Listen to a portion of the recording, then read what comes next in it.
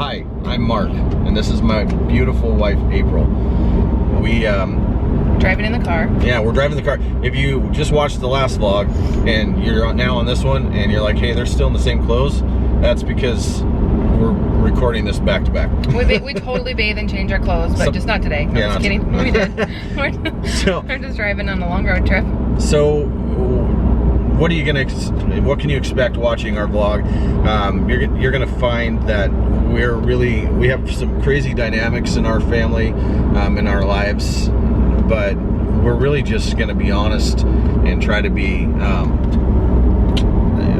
just honest about who we are and what we're doing, and take you guys along with us on the experiences that we have in life, and you can share in some of the bads and hopefully more of the goods. I'm 41 years old.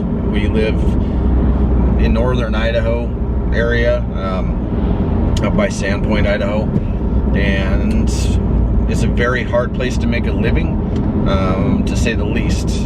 I used to work for an internet company for years and years over in the Portland, Oregon area, and now I'm here trying to kind of figure out what to do with my life.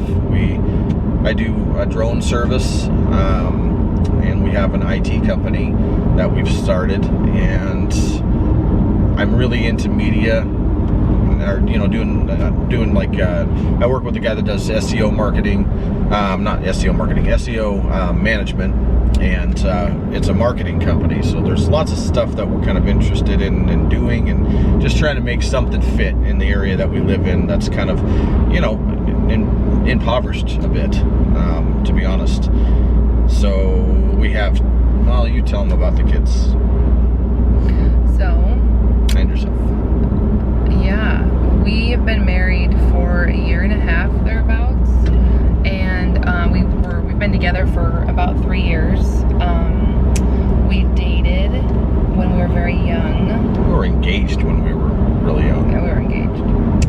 And Mark was older than me. I broke up with him and said, right guy, wrong time. I was a very wild, young person. And we both ended up marrying other people and having a life for many years. I think Mark was married for 14 years. I think I was married for like 12 years.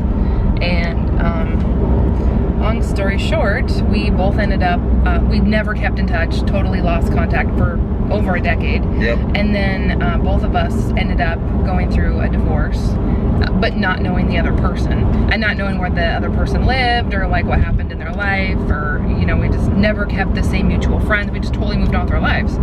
And so then, long story short, we did end up reconnecting through the internet. Your camera skills are so awesome. Oh, my arm is so tired. I'm gonna give you a break.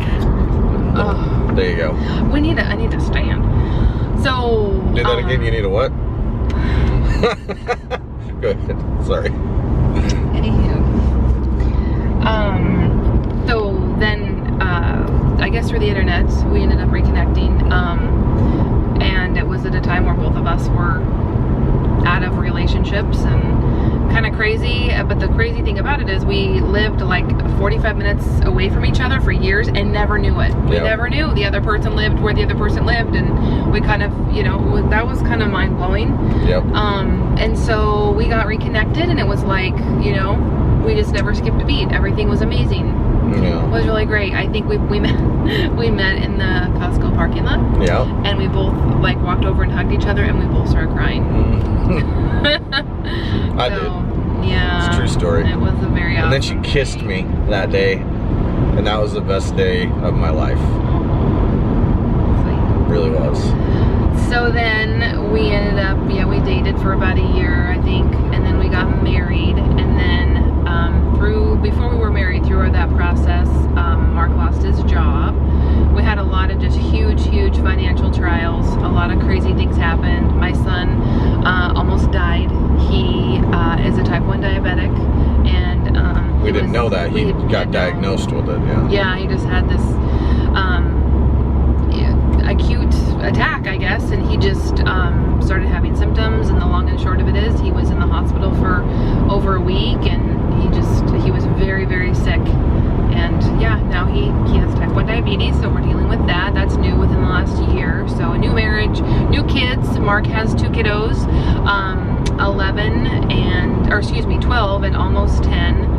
And the dynamic of that is awesome. We have the best kids there ever could They're all possibly best be friends. in the whole world. They're amazing. So we do have, that dynamic. Unfortunately, Mark's kids do not live in North Idaho over by us. The majority of the year they live in Oregon with their mother. So we are at the mercy of that. So planning our life around what benefits everybody else is a big challenge. Also, my ex-spouse lives in the same area we live, which is great for my son, but also a huge dynamic challenge for, families. It's hard It's a for us very because small it's a area. place where there's just no jobs and no opportunities. So We're that's stuck why we're there. trying to make something happen. But Yeah, I don't want to say stuck. We're lucky to be able to be there and be involved in Connor's life, but it is a major struggle and a huge, it's not a place you would choose to live. It's really not.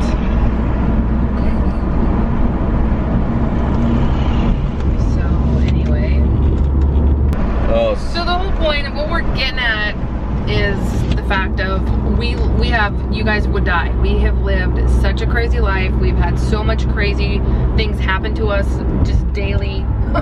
It's nuts.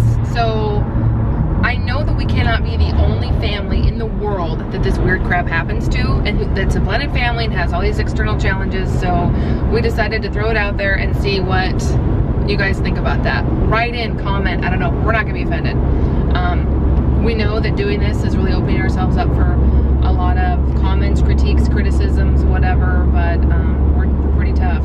we're kind of at the point of our lives where we don't care. We just, to me, I actually believe that YouTube is, we both do that. I mean, it's just obvious. We spend more time watching YouTube than we do watching TV. So I feel like it's just content on demand. You get to watch what you want to watch, what you enjoy. So we're just really hoping that sharing our experience will give you guys something to enjoy and to that you can relate to and hopefully benefit from, and hopefully you'll watch our channel and glean something from it for your own life, and learn what to do and not to do, I guess, maybe on some of these things. No. I guess in 30 days you'll figure out if vegan's a good thing for you to try, right? Yeah. I'm looking forward to most about, obviously, weight loss. I've lived a pretty healthy lifestyle most of my life, but the last 2 years of my life, I've really quit exercising 100%. And I have not made healthy food choices. And I'm the heaviest weight I've ever been in my life, which is super devastating for me. Not only because, let's just keep it real, not only because of vanity, but because I truly don't feel good. And I truly feel just yucky a lot, tired when I shouldn't be tired. I hate the way my clothes fit, or anything I try on for that matter. I hate, moving, bending over, getting winded. That is not me. What the heck? That is not the person I am. That's not what I ever have been. I don't want that lifestyle for my kids. Our kids are super healthy and they're pretty active. They don't have a weight issue, but why wouldn't they when they see their parents make bad choices? And I call it eating my feelings, which I've been doing a lot lately of stress. I'm a stress eater. I never have been in the past, but I am now. I'm old. I don't know. I stress eat. It's like my coping thing. It's crazy. I think I'm gonna name this vlog "Don't Marry a Foodie If You're a Hot Skinny Chick." It's a killer. It's bad. It's all my fault because I'm like, hey, let's go have this steak somewhere, or let's go. I don't know. I'm an enabler of eating bad food. And I love to cook, like when I was a stay-at-home mom and when I am home. I love it. It makes me happy. I love to cook for people. I'm not a healthy cook.